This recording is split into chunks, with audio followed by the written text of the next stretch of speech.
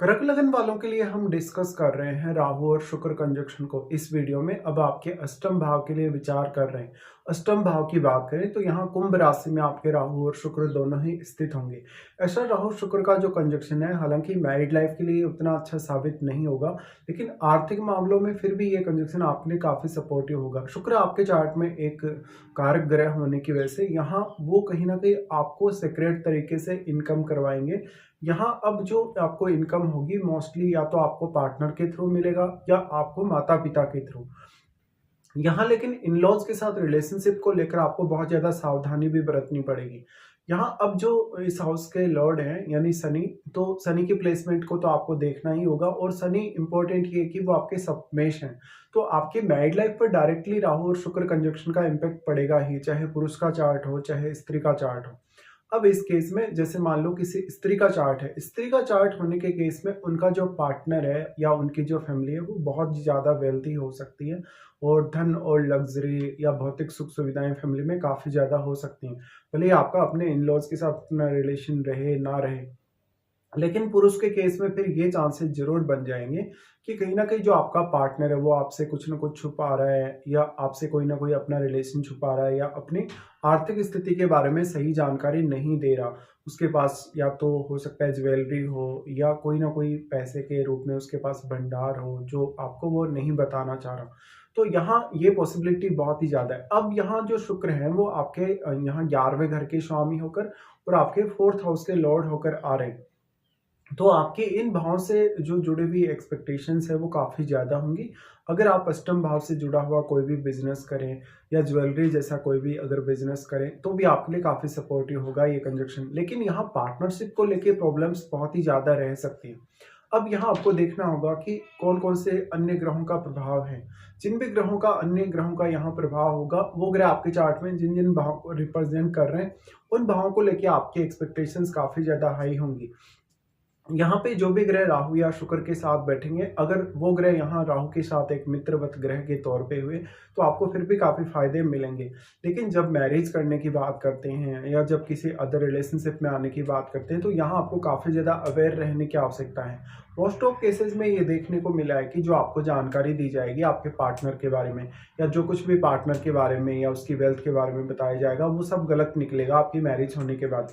इसी तरीके से आपको देखना चाहिए कि आपका पार्टनर कहीं ना कहीं कुछ हिडन रिलेशनशिप में इन्वॉल्व है, या वो कुछ इस तरीके से बहुत सेक्रेट तरीके से वो कहीं ना कहीं से इनकम प्राप्त कर रहा है, या कहीं ना कहीं उसके पास कोई ऐसा सोर्स है इनकम का जो वो छुपा रहा है आपसे। पुरुषों के केस में यहाँ अदर रिलेशनशिप या अदर अफेयर बनने के चांसेस ज्यादा होंगे स्त्रियों की तुलना में। लेकिन स्त्रियां भी हो सकता है अपना कोई ना कोई रिलेशनशिप बहुत ज्यादा हिडन रखें, या अपनी कोई भी बात अपनी मैरिज वगैरह को लेके काफी ज्यादा हिडन रखें। स्त्रियों के केस में यहाँ राहु और शुक्र से ज्यादा फायदा मिलेगा, क्योंकि आपका जो लग्नेश है वो चंद्रमा है। और चंद्रमा होने के केस में, क्योंकि चंद्रमा एक स्त्री प्लेनेट है, तो वास्तव में शुक्र से रिलेटेड जो गुण हैं कहीं ना कहीं वो आप में ऑलरेडी हैं, और आप एक स्त्री प्लैनेट से शासित हैं, तो शुक्र भी एक स्त्री प्लैनेट ही है। अब यहाँ पे शुक्र क्योंकि वो 11th के लॉर्ड होकर आ रहे हैं, तो आपके लिए धन की बहुत ज़्यादा संभावनाएं होंगी। साथ साथ में फैमिली लाइफ और आपकी ओवरऑल जो लाइफ है, लाइफ का जो आपका स्टैंडर्ड है, उस पर भी काफ़ी इम्पेक्ट पड़ेगा। इस तरीके से देखा जाए तो अब शुक्र से रिलेटेड अगर आप अपना कोई भी प्रोफेशन चुनते हैं, शुक्र से रिलेटेड किसी भी फील्ड में आप काम करते हैं, तो आपके लिए काफ़ी फेवरेबल रहेगा। और अगर पुरुषों को ऐसा करना पड़े कि वो शुक्र से रिलेटेड कोई भी प्रोफेशन चुन रहे हैं या ऐसे किसी प्रोफेशन में जा रहे हैं, तो उनके वहाँ किसी अदर की तरफ अट्रैक्शन होने या रिलेशनशिप बनने के चांसेस बहुत स्ट्रांग हो जाते हैं। देखिए, राहु शुक्र का कंजक्शन अष्टम में है, तो ये आपके अपने रिश्तों को लेके बहुत ज्यादा हिडन ऐसी थिंकिंग लाएगा या ऐसी एक्सपेक्टेशंस लाएगा जो कभी कभी आप अपने पार्टनर के साथ शेयर नहीं कर सकेंगे। तो यहाँ मोस्ट ऑफ केसेस में ये भी देखने को मिलेगा कि कोई भी पर्सन अपने पार्टनर के साथ रिलेशनशिप में उतना सेटिस्फाई नहीं है, और जब वो सेटिस्फाई नहीं है तो वो किसी और से उम्मीद करता है यहाँ पे। अब अगर हम दृष्टियों के हिसाब से विचार करेंगे तो राहु सबसे पहले आपके 12th हाउस पे अपना एस्पेक्ट डालते हैं। 12th हाउस अब यहाँ राहु के लिए अपना उच्च का घर होगा। उच्च का घर होने की वजह से आपको देखना होगा कि 12th हाउस में क्या बुध बैठे हैं या राहु का ही कोई मित्र ग्रह अगर बैठा है, तो राहु यहाँ आपको मैक्सिमम तरीके से सपोर्ट करेंगे विदेश यात्रा करने या विदेश में इवन सेटल होने के लिए। इसी प्रकार से राहु आपकी क्रिएटिविटी और आपकी अदर स्किल्स को भी काफ़ी ज़्यादा इंप्रूव करते हुए आपको दिखेंगे।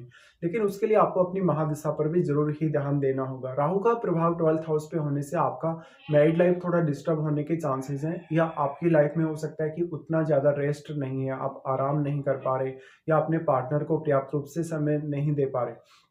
12वें भाव पे राहु का प्रभाव है तो विदेश सेटलमेंट के लिए अच्छा है। विदेश से जुड़ा हुआ आपका कोई भी प्रोफेशन हो तो भी काफ़ी अच्छा है। कभी-कभी ये देखने को मिलेगा कि पार्टनर से जैसे आपकी एक्सपेक्टेशंस हैं, कहीं न कहीं वो एक्सपेक्टेशंस आपकी पूरी नहीं हो पा रही जिस वे में आप उनको पूरा करना चाहते हैं। यहाँ पे अब 12th हाउस के लॉर्ड आपके बुध हैं, तो बुध का डायरेक्टली या इनडायरेक्टली किसी भी तरीके से अगर राहु से कनेक्शन बनता है, तो ये आपके इंटेलिजेंस को बढ़ाएगा, आपके लिए धन की बहुत सारी नई स्थितियाँ भी लाएगा। और राहु का प्रभाव जो दृष्टि संबंध जो 12th हाउस से है, वो भी आपके लिए फॉरेन से कुछ इनकम सोर्सेज ला सकता है।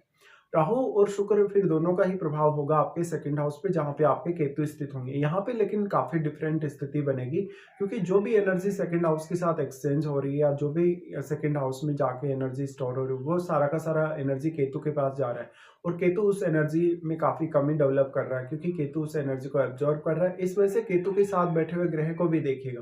केतु के साथ बैठा हुआ ग्रह अगर कोई भी प्रकार का चाहे वो ग्रह है, उसकी एनर्जी भी काफी ज्यादा कम होगी। तो वो ग्रह आपके चार्ट में जिन जिन भावों को रिप्रेजेंट कर रहा है, उन भावों के लिए आपको काफी सीरियसली अब प्लानिंग्स करनी होगी। साथ ही उन भावों को लेकर आपसे काफी ज्यादा गलतियां हो सकती हैं, या उन भावों से जुड़े हुए रिश्तों के साथ भी आपकी काफी मिसअंडरस्टैंडिंग हो सकती है।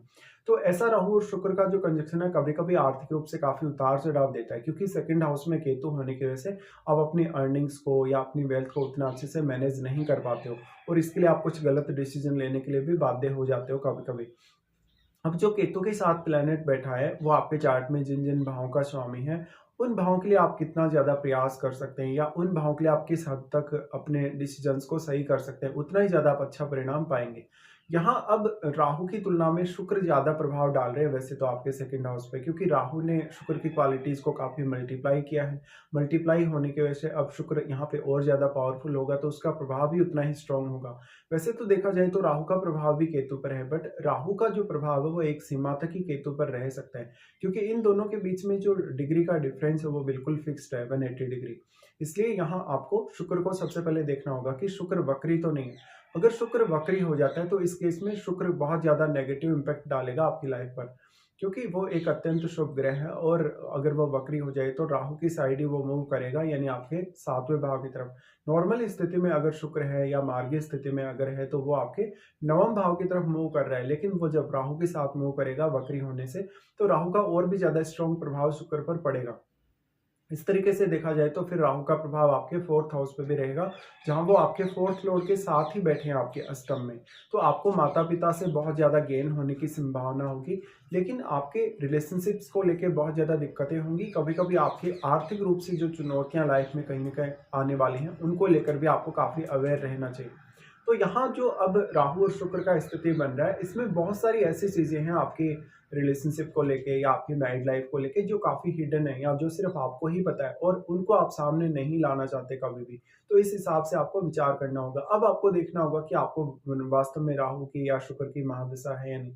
अगर आपको इन प्लैनेट्स में से किसी की भी अगर महादशा है, तो डिपेंड करेगा कि वो महादशा आपकी कौन से एज पीरियड में आपको आने वाली है।